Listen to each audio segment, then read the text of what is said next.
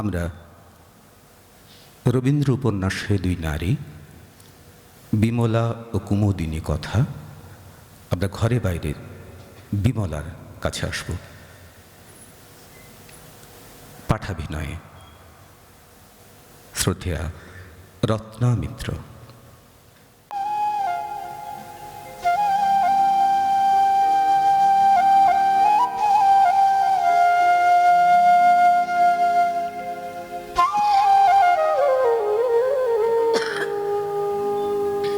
মাগো, আজ মনে পড়ছে তোমার সেই শীতে সিঁদুর, চওড়া সেই লাল পেড়ে শাড়ি, সেই তোমার দুটি চোখ শান্ত, স্নিগ্ধ, গভীর। সে যে দেখেছি আমার চিত্তাকাশে ভোরবেলাকার অরুণ রাগ রেখার মতো। আমার জীবনের দিন যে সেই সোনার পাথেয় নিয়ে যাত্রা করে বেরিয়েছিল, কিন্তু তারপরে পথে কালো মেঘ কি ডাকাতের মতো ছুটে এলো। সেই আমার আলোর সম্বল কি এক কণাও রাখলো না। রাত্রের সঙ্গে দিনের যে তফাৎ, সেটাকে যদি ঠিক হিসাব মতো ক্রমে ক্রমে ঘোচাতে হতো, তাহলে সে কি কোনো যুগে ঘুচত? কিন্তু সূর্য উঠে পড়ে, অন্ধকার চুকে যায়, অসীমকালের হিসাব মুহূর্তকালে মেটে। বাংলাদেশে একদিন স্বদেশীর যুগ এসেছিল, কিন্তু সে যে কেমন করে তা স্পষ্ট বোঝা যায় না। তার আগেকার সঙ্গে এ যুগের মাঝখানকার ক্রম যেন নেই। বোধ করি সেই জন্যেই নতুন যুগ একেবারে বাঁধ ভাঙা বন্যার মতো আমাদের ভয় ভাবনা চোখের পলকে ভাসিয়ে নিয়ে গিয়েছিল। সেদিন আমারও দৃষ্টি এবং চিত্ত, আশা এবং ইচ্ছা উন্মত্ত নবযুগের আবিরে লাল হয়ে উঠেছিল।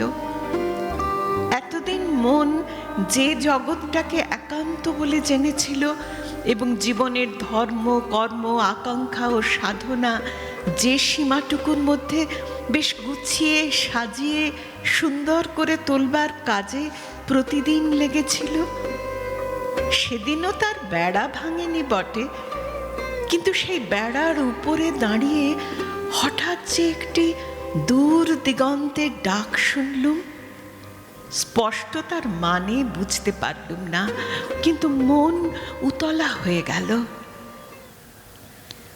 স্বদেশী কাণ্ডের সঙ্গে যে আমার স্বামীর যোগ ছিল না বা তিনি এর বিরুদ্ধ ছিলেন তা নয়, কিন্তু বন্দে মাতরম মন্ত্রটি তিনি চূড়ান্ত করে গ্রহণ করতে পারেননি। তিনি বলতেন, দেশকে আমি সেবা করতে রাজি, কিন্তু বন্দনা করব যাকে, তিনি ওর চেয়ে অনেক উপরে। এমন সময় সন্দীপবাবু স্বদেশী প্রচারের জন্যে তার দলবল নিয়ে আমাদের ওখানে উপস্থিত হলেন। বিকেলবেলায় আমাদের নাট মন্দিরে সভা হবে। আমরা মেয়েরা দালানের একদিকে চিক ফেলে বসে আছি। বন্দে মাতরম সিংহনাদ ক্রমে ক্রমে কাছে আসছে। আমার বুকের ভেতরটা গুড়গুড় করে কেঁপে উঠছে। সেদিন সন্দীপ বাবুর বক্তৃতা যখন দিতে লাগলেন, আর সেই বৃহৎ সভার হৃদয় দুলে দুলে ফুলে ফুলে উঠে কুল ছাপিয়ে ভেসে যাবার জো হলো, তখন তার সে এক আশ্চর্য মূর্তি দেখলুম। বক্তৃতার প্রথম থেকে শেষ পর্যন্ত প্রত্যেক কথায় যেন ঝড়ের দমকা হাওয়া, সাহসের অন্ত নেই। আমার চোখের সামনে যেটুকু চিকের আড়াল ছিল সে আমি সইতে পারছিলুম না। কখন নিজের অগোচরে চিক খানিকটা সরিয়ে ফেলে তার মুখের দিকে চেয়েছিলুম আমার মনে পড়ে না। এক সময় দেখলুম কালপুরুষের নক্ষত্রের মতো সন্দীপবাবুর দুই চোখ আমার মুখের উপর এসে পড়ল, কিন্তু আমার হুঁশ ছিল না। আমি কি তখন রাজবাড়ির বউ? আমি তখন বাংলাদেশের সমস্ত নারীর একমাত্র প্রতিনিধি, আর তিনি বাংলাদেশের বীর।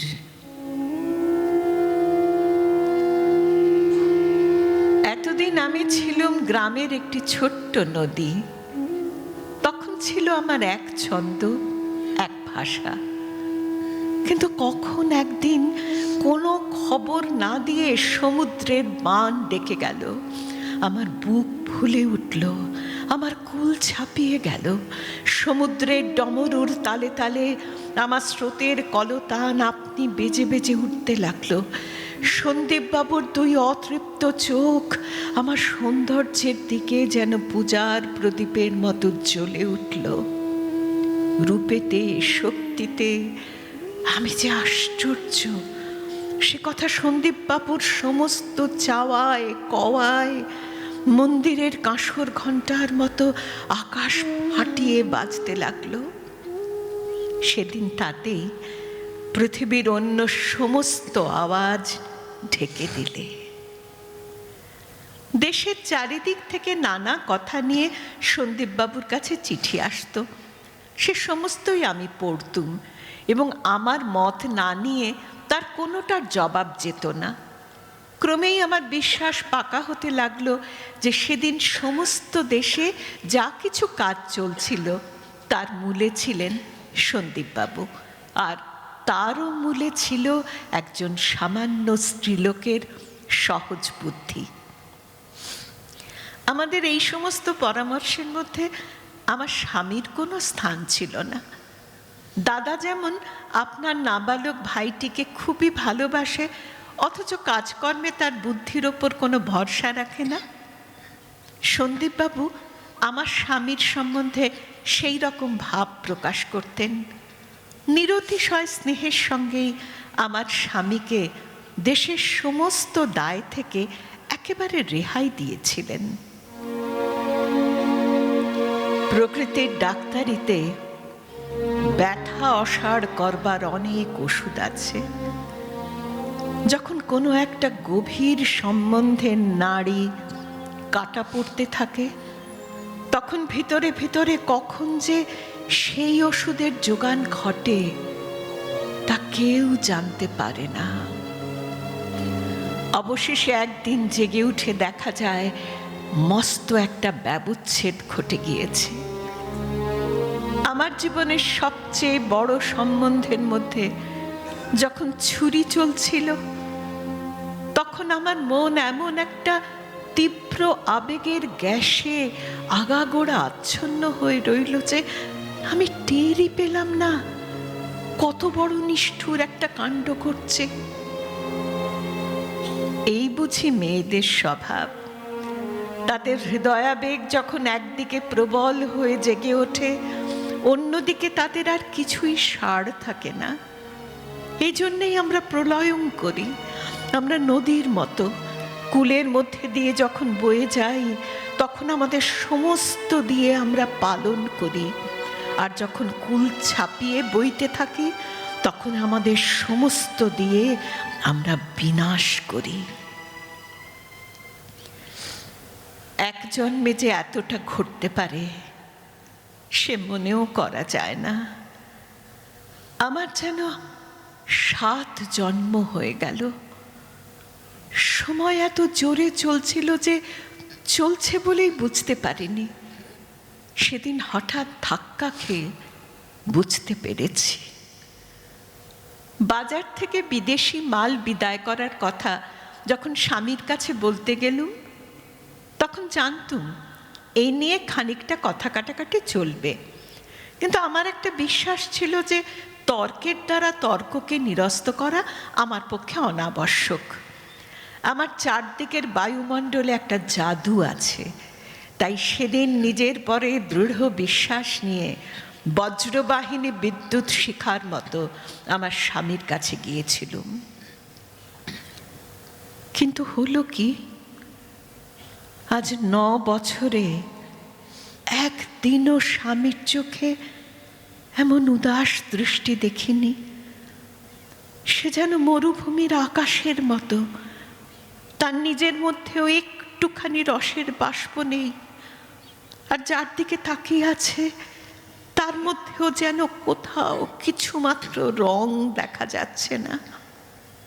একটু যদি রাগও করতেন তাহলেও বাঁচতুম, কিন্তু কোথাও তাকে ছুঁতেও পারলুম না। মনে হলো আমি মিথ্যে, যেন আমি স্বপ্নটা যে ভেঙে গেল অমনি কেবল অন্ধকার রাত্রি।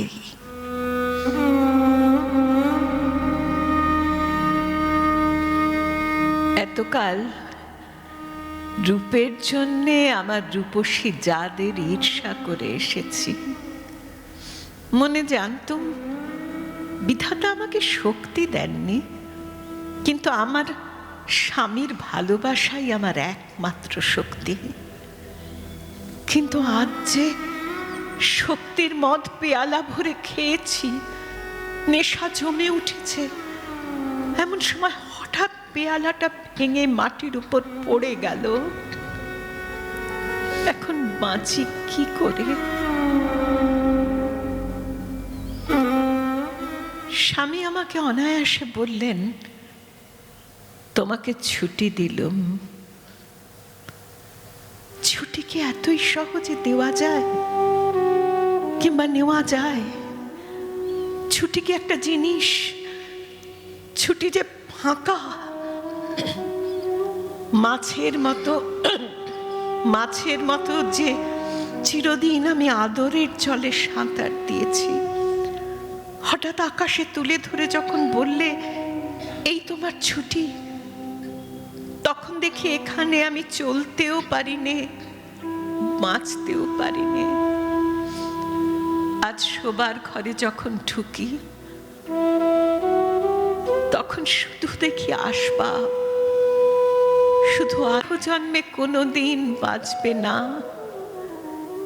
এ ঘরে আমাকে বরণ করে এনেছিল যে, ওগো এই জগতে কোন দেবতার পায়ে মাথা কুটে মরলে সেই বউ চন্দন চেলি পরে সেই বরণের পিঁড়িতে এসে দাঁড়াতে পারে? কতদিন লাগবে? কত যুগান্তর? সেই 9 বছর আগেকার দিনটিতে আরেকটি বার ফিরে যেতে। দেবতা নতুন সৃষ্টি করতে পারেন, কিন্তু ভাঙা সৃষ্টিকে ফিরে গড়তে পারেন এমন সাধ্য কি তাঁর আছে?